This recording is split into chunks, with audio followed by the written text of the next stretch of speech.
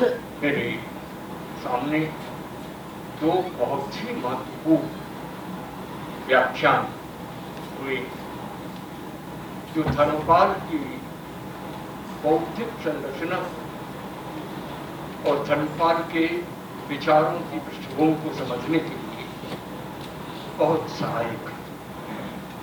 कारण ये है कि दोनों ही वक्ता उनके साथ वर्षों से जुड़े हुए हैं और जो वर्षों से जुड़ा होता है वो व्यक्तित्व के आंतरिक तत्व को भली भांति समझ सकता है, उसकी विवेचना करता है।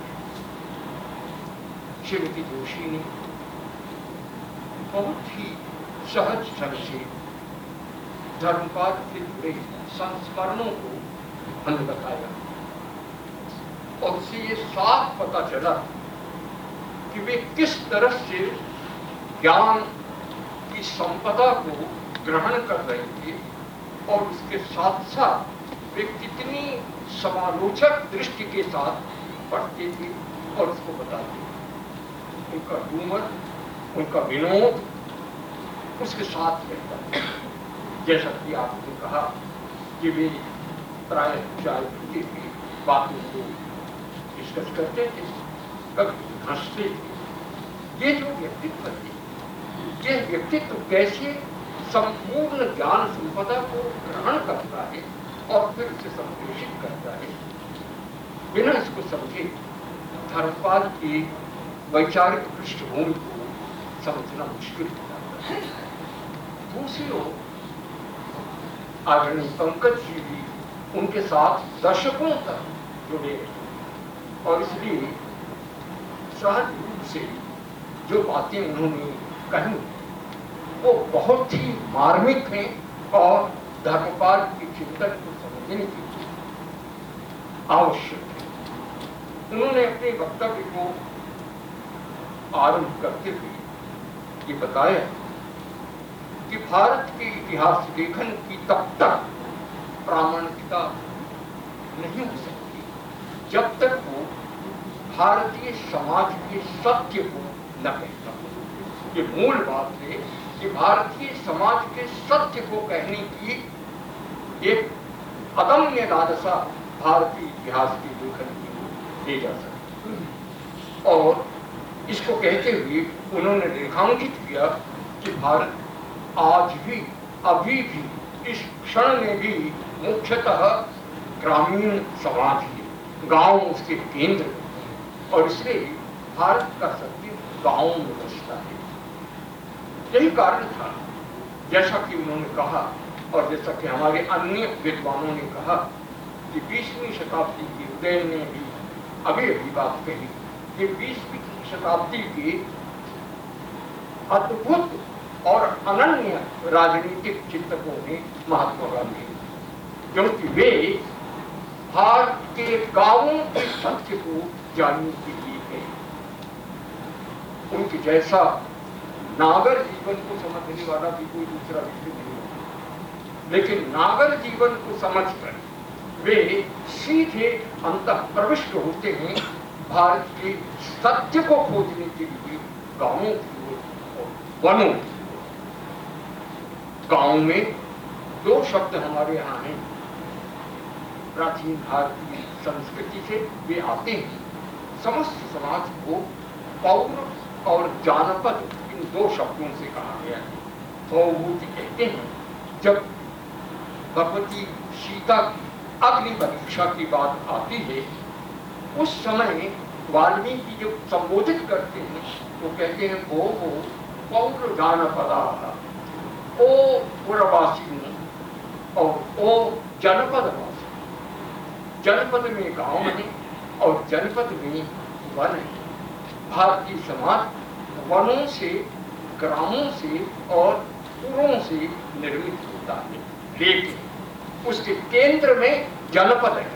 इसलिए समस्त भारतीय भौगोलिक संरचना में, राजनीतिक संरचना में जनपद का बड़ा भारी महत्व है। सारे भारतीय इतिहास में जनपद की बात की जाती है और उसके पीछे चलती है। इसलिए वो सारी की सारी संस्कृति इस पर फ्रांस के एक बहुत बड़ी मनीषी विद्वान ने कुछ काम किया है।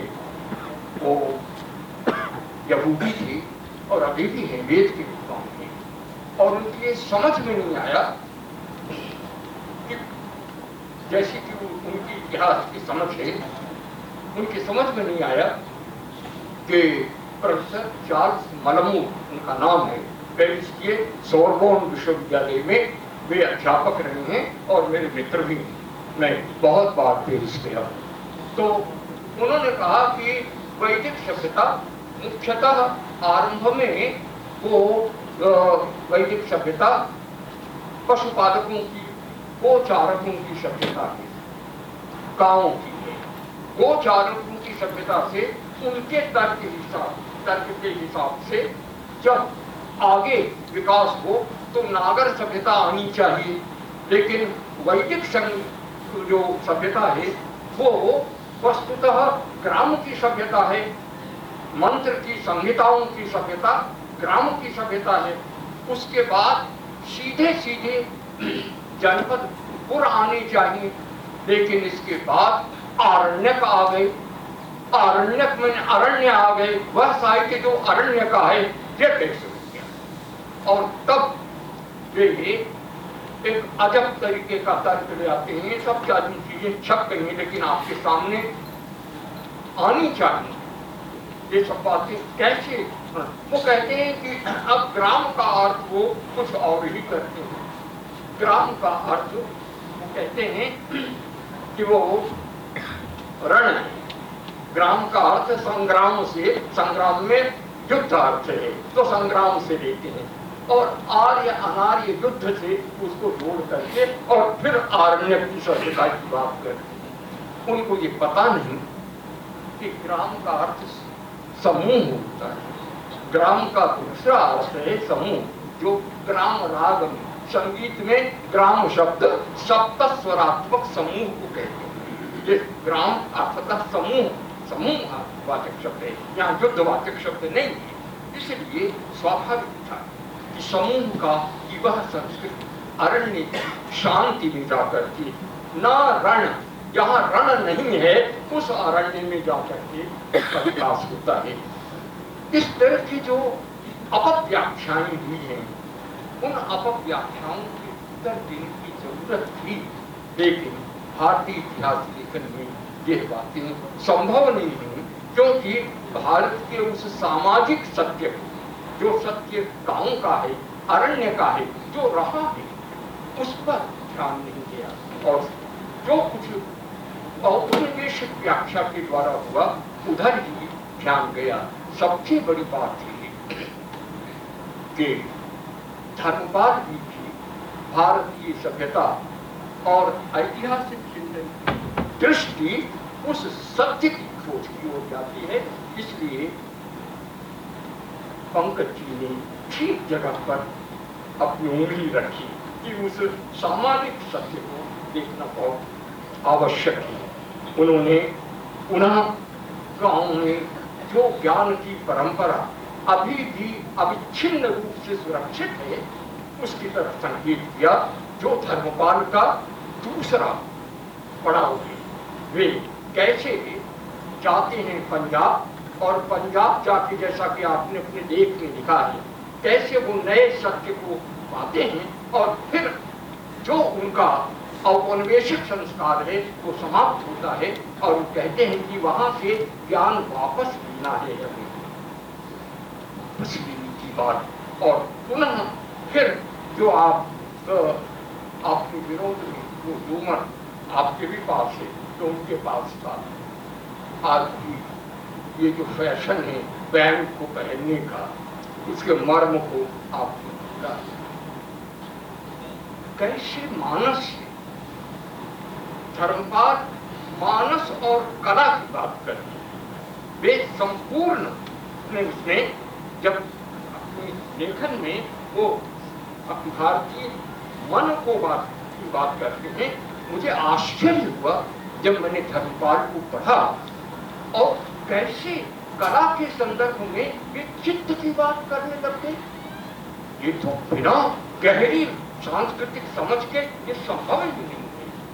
क्योंकि कला का सारा विवेचन अंततः कामशास्त्र में है, और कामशास्त्र का विवेचन करते थे। कामशास्त्र में ही वो 64 कलाओं का विवरण है। और काम क्या है? काम है मनुष्य के मनस की अंतस्तल की धूम। मैं जो बात कह रहा हूं इसके समझने के लिए कश्मीर के महान दार्शनिक अभिनव गुप्ता को समझना पड़ेगा। ऐसा क्यों होता है? नाट्यशास्त्र करता है अभिनय की बात। अभिनय की बात करते हुए कहता है कि समस्त शारीरिक क्रियाएं, आंगिक क्रियाएं और समस्त वैचारिक क्रियाएं, ये वाचिक क्रियाएं, इनका सबका मूल सत्व है। सत्व माने सत्व मन है। और जब उसका उदाहरण देते हैं तब केवल श्रृंगार रस के सात्विक भावों का उदाहरण देते हैं। और इस पर अभिनव गुप्त बात कहते हैं, इसलिए इस समस्त कलाओं, समस्त व्यापारों के मूल में सत्व, मनस। और इस गहरी बात को अभी उन्होंने शायद अभिनव गुप्त को नहीं देखा था, लेकिन एक ही निष्कर्ष पर वो पहुंचते हैं, क्योंकि यदि रास्ता है ठीक तो गंतव्य वही होगा, पहुंचेंगे वहीं पर।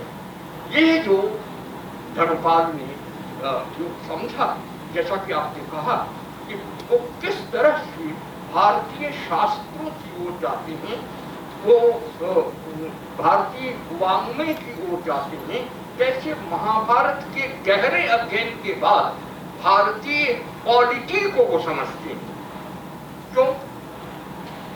कौटिल्य का वो बाद में उल्लेख करते हैं, पहले महाभारत का उल्लेख करते हैं। क्यों? क्योंकि समस्त भारतीय राजशास्त्र की दो धाराएं हैं। एक धारा है जो धर्म नीति कहलाती है, दूसरी धारा है जो साक्ष्य नीति कहलाती है। मुद्रा राक्षस नाटक सबसे बड़ा उदाहरण है जो कौटिल्य के जीवन को देता है। वहां उसके टीकाकार झुंझुराज कहते हैं कि नीति दो प्रकार की है, एक तो साक्ष्य नीति है और दूसरी धर्म नीति है। धर्म नीति का स्रोत महाभारत है और साक्ष्य नीति का स्रोत कौटिल्य का अर्थशास्त्र है। संपूर्ण भारतीय राजशास्त्र को समझने के लिए इन दोनों को समझना पड़ेगा। शुक्र को समझने का, कामंडक को समझना पड़ेगा, बृहस्पति को समझना पड़ेगा, सबको समझना पड़ेगा। लेकिन मुख्यतः यह धर्म नीति है और इसलिए ठीक जगह भारतीय सांस्कृतिक व्याख्या को करने के लिए जो दम होना चाहिए वो दम है धर्मपाल के पास। और वो महाभारत से अपनी बात शुरू करते हैं और अर्थशास्त्र को भी देते हैं, सबको देते हैं। यह जो मर्म था भारतीय ऐतिहासिक चिंतन के लिए, उनके उस ऐतिहासिक चिंतन को समझने के लिए मेरी समझ से जो उनके essays on tradition, recovery and freedom, उनकी ऐतिहासिक दृष्टि का मर्म इस लेखन में है। और उनके तीनों व्याख्यान जो ट्रेडिशन पर हैं वो अद्भुत व्याख्यान हैं। उन व्याख्यानों को जब तक उसकी विस्तृतता से न समझा जाए तब तक भारतीय इतिहास की व्याख्या की वो दृष्टि समझ में नहीं आती। और उसको पढ़ने के बाद यह समझ में आता है कि वो लिखते हैं, शब्दशः लिखते हैं कि 1920 तक महात्मा गांधी जी ने जब आंदोलन किया है तब तक भारतीय समाज का एक हिस्सा ऐसा था जो अपनी जड़ों से कट चुका था, जो उसके लिए भारतीय संस्कृति अब पहचान नहीं सकता था। इसलिए वो कहते हैं कि एक वहीं से एक विच्छेद आरंभ हो जाता है। एक विच्छेद है जिनके लिए रिकवरी ऑफ सेल्फ की बात हो। सेल्फ जहां खो गया है वो किनके लिए खो गया? जो खो जाता है उसकी रिकवरी होती है, या जो बीमार होता है उसकी रिकवरी होती है। कौन था वो बीमार और किसके हाथ वह आत्मस्वाद निजत्व तो खो गया था? वो वही वर्ग था जो 1920 तक आ गया और आज 100 साल हो गए हैं उसका विस्तार होता चला जा रहा है। वे जो जड़ों से उखड़े हुए लोग हैं उनके लिए वह आत्मा खो गई थी, वह निजत्व, वह स्व हो गया था। उस स्व के राज्य की बात फिर से होनी थी, इसलिए स्वराज्य की बात आई। और केसी भट्टाचार्य जैसे महान दार्शनिक ने विचारों की स्वतंत्रता की बात, विचारों की स्वतंत्रता का ये मर्म है कि इतिहास में। और फिर इतिहास का जो ब्रितानी औपनिवेशिक उसके लेखन से आया था उस पर एक लेख है, सुंदर लेख है जो पढ़ा गया है। कैसे 150 साल में इतिहास लेखन हुआ है, उसमें राष्ट्रवादी चिंतक भी हैं लेकिन उस ढांचा को नहीं छोड़ सके। आपसी मौजूदार उस ढांचे से बाहर नहीं आ सके, उसका विरोध किया लेकिन उसी ढांचे के भीतर नहीं किया। जरूरत है उस ढांचे से बाहर आने। वो जो संरचना है जो केवल राजनीतिक संघर्षों को, राजाओं के संघर्षों को केंद्र में रख के बात करती। कल प्रोफेसर जॉन खेड़कर ने जो बातें की, बहुत इतिहास की व्याख्या करते हुए जो उन्होंने उदाहरण दिया और कहा जिस प्रकार पुराण, आख्यायिका, अर्थशास्त्र, धर्मशास्त्र ये सब मिला करके 5 मिला के इतिहास बनता है।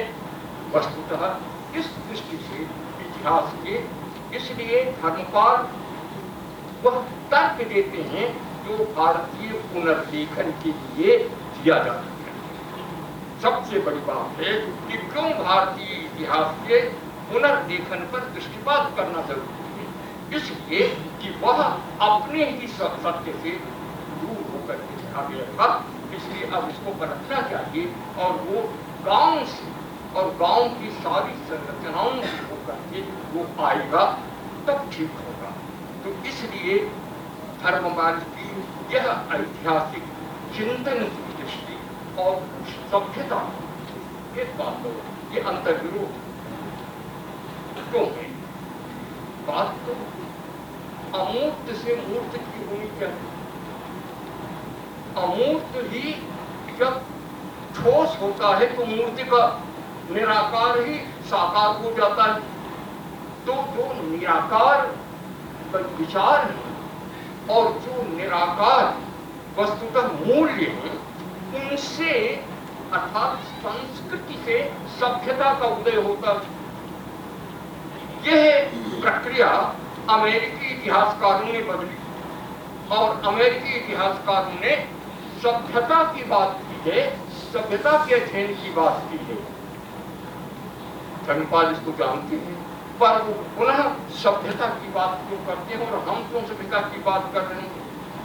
इसलिए जब कभी किसी प्रतिपक्षी को उत्तर देना हो तो उसके ही तर्कों से उसको काटना चाहिए। यदि आप ये भारतीय शास्त्रार्थ की परंपरा है कि पूर्व पक्ष दिया जाता है, पूर्व पक्ष के सारे तर्कों को लेकर उसी के से उसका निराश करें, यह आवश्यक है। यह पुनः उनकी दृष्टि की गहराई को बताती है, पूरी भारतीय चिंतन की समझ को बताती है धर्मपाल। और इसलिए मैं ये मानता हूं कि धर्मपाल ने मौलिक रूप से, जैसे गांधी जी जो से धर्मपाल को किया ही नहीं जा सकता, तो इसलिए जैसे गांधी जी ने अपने को पाश्चात्य चिंतन की पृष्ठभूमि से मुक्त कर देश के चिंतन में अपने को देखा, उसी प्रकार धर्मपाल सारे पाश्चात्य संस्कारों को आत्मसात करते हुए, उसके मर्म को समझते हुए, उससे अपने को आजाद करते हुए फिर भारतीय चिंतन की ओर प्रवेश करते हैं। बिना आप पूर्व पक्ष को जाने उत्तर पक्ष कर नहीं सकते। जिसका खंडन करना है, जिसका उत्तर देना है, पहले उसको तो जानना पड़ेगा। आप उसको बिना जाने उसका उत्तर क्या दीजिएगा? यह जो पूर्णता है, इसलिए आवश्यक ये बात है कि हम संपूर्ण भारतीय चिंतन को उसकी प्रामाणिकता में समझें।